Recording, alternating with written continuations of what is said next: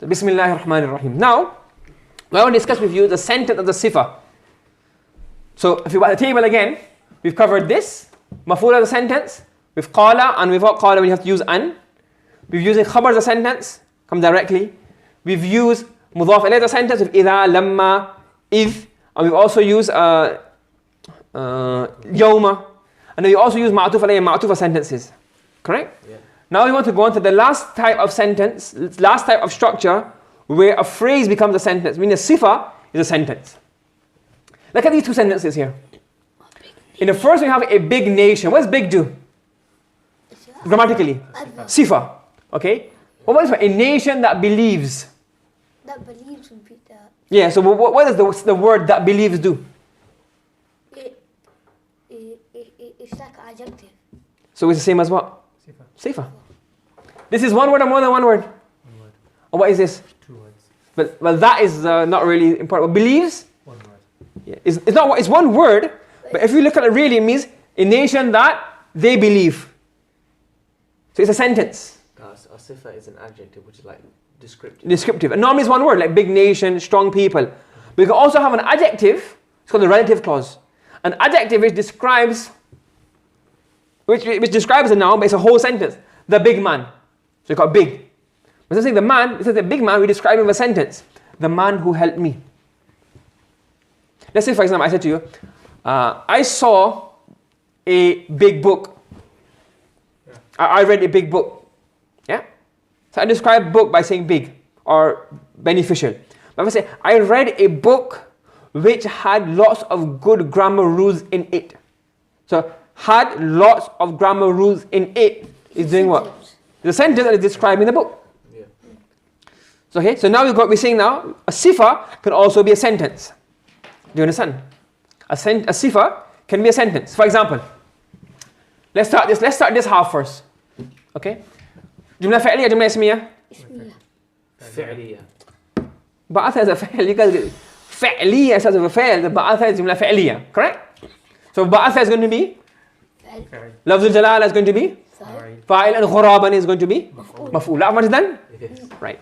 So Allah sent a crow. This is the story of Habil and Qabil, the sons of Adam alayhi salatu wasalam. So one killed the other and he was stuck. Qabil killed Habil. If you ever get stuck, remember qa is for qatl, to kill. Even for kaf is a kill. So Qabil killed Habil. And now Qabil was stuck. What do I do with his body? First ever death on the land. Okay? So Allah sent a crow. Correct? You got one sentence. You got the other sentence, second sentence. جملة اسمية جملة فعلية. فعلية. What's يبحث؟ فعل فاعل. في الأرض ظرف made of what? جار مجرور. But there's no wow. How does this sentence link to this sentence? So Allah sent a crow. بحث يبحث, to search, to dig, to search. Okay? في الأرض. So, and what does this refer to? Who's the file in here? Who was searching? The crow. The crow. So what's the sentence doing? Now how does the sentence link? It's explaining the Quran. It's not explaining, it's describing. It's describing what the previous. So what does this become? It becomes what? You change it. You say, look, this is not maf'ul on its own. What's happening here? This whole thing is a maf'ul. What kind? Allah doesn't any crow. He said a crow that was searching or digging the earth. And you say what? This is mawsuf and this is sifa. Do you understand? Now how do you get this? If you have a nakira word followed by a sentence, no waw in between, no anything in between, in the same sentence, you have, look what's happening here. You have ghurab, ma'rifah, nakira. Nakira. What comes after it? Sentence. So this becomes the sifa of that. So if you have one word, for example, let's say ba'ath Allahu ghuraban kabiran. Ya ba'ath Allah ghuraban saghiran. Ya zakiyan, whatever. Becomes a sifa. But if instead of that one word you have a sentence, just on its own, no addition, no and no anything, then this sentence becomes what? The what? This becomes the sifa of that word. And then they both join to become the maf'ul. Yes. And this is the rule I want you to understand. A sentence after a nakira word. Sentence after a nakira word. Usually, not always, it's a rule of thumb. It's not a rule that you can apply every single place. But usually 90% of the time you find this scenario. You have a sentence, within that sentence you have a nakira word followed by a sentence. usually you'll find that this sentence becomes the sifa of that nakira word. You translate it as that or which. Okay, so Allah sent a crow. No. What's the quality of the crow? That was digging the earth. So Allah wants to show him that you dig the earth and bury your brother. Okay, so now the sifa is being used as a sentence. Okay, so a sentence is now, sifa is not one word but a whole sentence. We got that much? Yeah. So we've covered this concept. Let's do a few examples. So the rule is, there's a nakira word and it's followed immediately by a sentence. That sentence will be what? Become the sifa and the adjective. So for the example, we've got here, hayyatun tas'a. Hayya means snake. And this is a verb. It's obviously a bit different to the ones that you have covered so far. But it's from sa'aya yas'ayu to tas'a. So you have mudari. Tafa'alu. So the zamir in here refers back, the pronoun refers back to hayya. So it means to run or to hasten. So what do you have here? First of all, you have what? Pronoun. No. So what kind of sentence do you have? Ismiya. Ismiya. What kind of pronoun is this? Zamir mubtada, zamir fa'il, zamir maf'ul? Mutla. Zamir mubtada, because it comes on its own, right? Now, so what's this? And remember, because this is zamir mubtada, it has to be mubtada on its own. Now, you've got what do we have here? Khabar. But khabar on its own or khabar with that?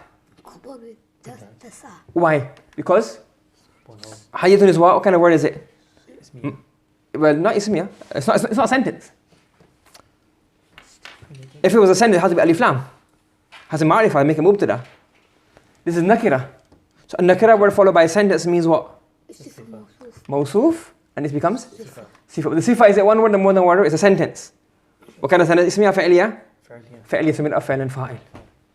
You see? So it is a snake which can run, or a snake which is moving.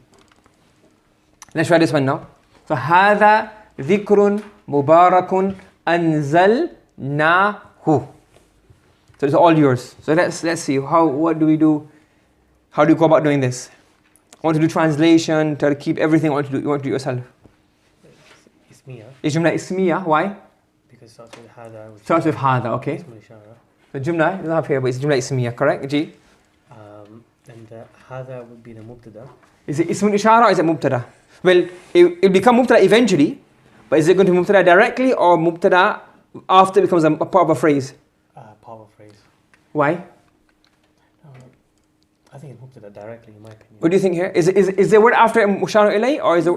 It's by itself. Why is it by itself? Because if it's ismul ishara, the word after it to be a mushar ilay has to have alif lam. Has to have alif lam. This doesn't have alif lam. That means that comes on its own. So that's mubtada, and then the rest is going to be what? Khabar. So you know what we're saying now? The rest. That's only for now, because when you get longer sentences, you get two sentences together, you can't say the rest because then rest is weird. So don't get a habit of saying okay the rest automatically, because when you have to think forward, because you have other longer sentences or more than one sentence together, you have to say well till where. Okay. But anyways, for now it's a khabar. Now, dhikrun, mubarakun. What's the structure between these two? Ding. Ding. They match in ding, meaning they match in definite, indefinite, Arab, number, gender. So it has to be what? Mawsuf, and it has to be sifa. What is this? Anzalnahu. The kam is zarf. Is it jar, majroor? Anzala, yunzilu. You doing that the tasrif?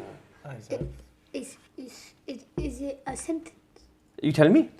I don't think so. It's a sentence. If it's a sentence, because anzala, anzalu, and anzalna. And then who becomes what? Fa'il. No, not who does it become fa'il? Who becomes what? Maf'ul. Maf'ul. Anzalna, the one inside. Anzalna, that becomes a fa'il fa'il, and who becomes a maf'ul. So it becomes a sentence. A sentence after, even though it comes after this word, it's describing this. So nakira, so it's mawsuf. This is one sifa. What does this become? Sifa. Another sifa. Two sifa. So one word has what? Two sifa. One sifa is on its own, and one sifa comes as how? A sentence. And because a sentence, what's the tarkib of a sentence? Fa'il maf'ul. Fa'il fa'il maf'ul. Anzala, anzalu until anzalna is fa'il fa'il, and who, a pronoun joined onto the verb, becomes what? The maf'ul. So fa'il fa'il maf'ul, that becomes sifa. And how do you translate it? Mubtada is khabar. So this is a dhikr. Dhikr means a remembrance. Mawsuf. So this is a remembrance. Because mawsuf sifa, this is a mubarak remembrance. So this is a blessed remembrance. And now, Down. but you have to add it in now. How do you add it in? Who, that, which. Which was sent down? No, was sent down. Anzalna. So we set down. Yeah, so this is a blessed remembrance or a blessed dhikr, a blessed revelation which we sent down. Do you understand? Is the who to him? No, Anzalnahu, we sent it down. Oh, it's the blessed. Okay. It's referring to the dhikr, the remembrance. What does who in itself mean? It or he. So what is it? So when you see a pronoun, well, it's who. So who does it refer to? It refers to dhikr. Right. Okay. So look back. Because even in English, if you have the pronoun it in a sentence, or you have the pronoun he in a sentence, you have to think back, well, who is it referring to? Yeah. If you have you or me, we don't think back because we automatically understand what you and me means. But when you have he, her, or it, you have to say, okay, who is it talking about? Okay? Make sense? Yeah. So this is a blessed remembrance which we sent down. So it's a blessed reminder. Obviously then it's going to tafsir. What does dhikr mean? Reminder means the Quran. Which we, and we have which in the translation, because what? When the sifa is a sentence, you can't just say, how you say, you can't say blessed remembrance we sent down it. So which we sent down. Right. Again, you have to do this on your own. Hum ummiyuna la ya'lamun al-kitab. Ummiyuna means what is lettered, unlettered. Remember it came before? Nabiyyun ummi. So ummi is unlettered. So how would you go about doing this? Jumla ismiya. Okay, so structure is going to be? Hum is mubtada. And ummiyuna la ya'lamun al-kitaba is... What is it? Obvious. Khabar. Khabar, yeah. Now break the khabar down. Is it, what is it? One word or more than one word? 3 words. More than one Well, word. it's more than one word. So now, ummiyuna la ya'lamuna. Nakira. Is alif lam on this? No. So where is it? Ma'rifah nakira? Nakira. Yeah. So now it's 2 words. It's more than one, but it's not. It can't be mubtada. It can't be mawsu. It can't be any of the phrases that we did before because it's a sentence. Yeah. So if a sentence now it comes after the nakira word, so it has to be what? Why is it jumla ismiya? What's jumla ismiya? Is that ism? Ummiyun? Ism. But is it ma'rifah? No. It's nakira. So then it can't be mubtada, can it? So it can't be jumla ismiya. This is a phrase. For example, huwa rajulun salihun. But instead of having one word, it has more than one word. So hum ummiyuna la ya'lamuna al-kitab. So ummiyuna becomes what? And sentence becomes what? Sifa. Now sifa is a sentence, let's break it down as normal. What is it going to be? Fa'il fa'il, and al-kitab becomes what? Maf'ul. And translation? Hum. They. So they, Is it even? Or could be there. they, and the mubtada is khabar. So they is ummiyun, but you can't say they is. They are ummiyun. They are unlettered people. We say unlettered, but unlettered what? So they are unlettered people. Don't know. No, that usually use that for things.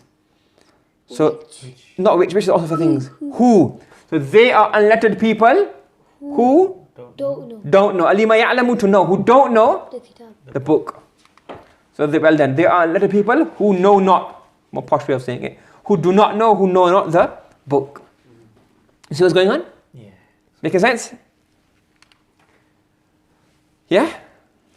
Right. Now, until now, what have I been saying? A nakira word followed by a sentence. Becomes what? The sentence becomes the sifa. So, they are unlettered people. What if you want to describe a ma'rifah word? You get what I'm trying to say? Because for example, in the previous examples, in here, we give a sifa of a nakira word. In this example, we give sifa of a nakira word. In this example, nakira word followed by a sentence, the sifa is describing a nakira word. What if you want to describe a ma'rifah word? So I don't want to say, I saw a man who was helping his mother. I would say, I saw the boy who came yesterday. I saw the man who came yesterday. It's not nakira, it's ma'rifah. We both know about it. You understand? So then how do you do that? Because the rule you said was what? A sentence after a nakira word is usually a sifa. What if you have a ma'rifah word, you want to describe the ma'rifah word, how would you do it then? Do you get the question? So before we answer that question, let me explain one thing. We have ism. What are the 4 characteristics of ism? Ma'rifah nakira. So ma'rifah nakira. Gender. No, do the ding. Ding. Definitely. I is for? I'rab. I'rab. N is for? Number. Wahid tasniya jama. And G is for? Gender. Yeah? Okay? Yeah. What about jumla? If a jumla comes on its own, beginning, like for example, al-waladu salihun, that's fine. What if the sentence comes within a sentence? Because remember what did we study? We studied that all parts of a sentence, all slots have an i'rab. Mubtada is marfu, khabar is marfu, fa'il is marfu, maf'ul is mansoob, zarf is mansoob, mudhaf alayh is majroor, the jar after the jar, the majroor is also obviously majroor. So every slot has an i'rab. So even a jumla will have what? An i'rab. But like the zarf, it will say fi mahal. Like we said that before. But a jumla also has this, ma'rifah nakira. A jumla, when it comes within another jumla, a sentence within a sentence, a sentence within a sentence, a sub-sentence, that's also classified as what? Ma'rifah nakira. Does that make sense? Are you following? Yes. Okay. So how do you make an ism ma'rifah? So the ma'rifah nakira, how do you make it ma'rifah? Alif lam. And nakira? Tanween. So when it's nakira, it has tanween. And when it makes ma'rifah, what do you add on? Alif lam. What about jumla? So you can't put alif lam in a sentence because that has its own rules now. A ma'rifah by default, if you see a sentence, is nakira. By default. By default. That's why a sentence after nakira word is a sifa because it matches. Because the word is nakira and the sentence is also what? By default. Nakira. So they match in nakira. Oh, yeah. Yeah? It makes sense, isn't it? So it won't match in ding, it won't match in number and gender, but it'll match in what? Definite, indefinite, and i'rab. Okay? Yeah. So when a sentence is becoming a sifa like this, it'll match in, not in ding, but only in d and I. So look, this is ummiyun is ma'rifah nakira? Nakira. Nakira. And la ya'lamun al-kitab, the sentence by default, what is it? Nakira. Nakira. So both are nakira. This is what? Marfu, mansub, majroor? It's a khabar, so it has to be what? Marfu. It's ummiyuna. Why is it una? We'll do that later on. So but it's what? It's marfu, isn't it? A khabar. So this sentence, what do we say? Is fi mahallir rafa. So they match. They're both indefinite. They're both indefinite. This is nakira because of no alif lam, and this is nakira because the sentence by default is what? Nakira. And this is marfu, and this is fi mahalli rafa. They also match in i'rab. So by default, a sentence is going to be what? Nakira. If you want to make a sentence ma'rifah, you have to bring alif lam's big brother. Because obviously alif lam does a job on what? Makes a word ma'rifah. So to make a sentence ma'rifah, you bring a big alif lam. What's the big alif lam? Alladhi, and the whole tasrif of alladhi. Do you understand? Yeah? What are these? Alladhi, alladhani, alladhina. So these all of these words make a sentence ma'rifah. Do you understand? So these words make a sentence ma'rifah. Alladhi, alladhani, alladhina, allati, allatani, allati, allai. You have to learn this. Okay? But the thing is, these words make a sentence ma'rifah.